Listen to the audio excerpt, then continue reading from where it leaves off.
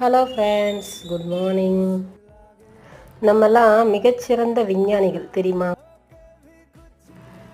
மகாலட்சுமி அம்சமான மாமரத்தில் நல்லா பூ பூத்துருக்கு இந்த வருஷம். அதே மாதிரி பராசக்தி அம்சமான வேப்ப மரத்துலையும் பூ பூத்துருக்கு. சென்னையில் நல்லா மழை பெய்யுதுங்க, சூப்பராக இருக்குது கிளைமேட்டு. நான் நினச்சிட்டே இருந்தேன், மாமரத்தில் நல்லா பூ பூத்துட்ருக்கு, என்ன ஆக போகுதுன்னு நினச்சேன். மழை சரியானவங்கள ஏய் பாருங்க, அடிச்சு தூக்குது மழை. நல்ல வேலை வத்தல் காய போடல.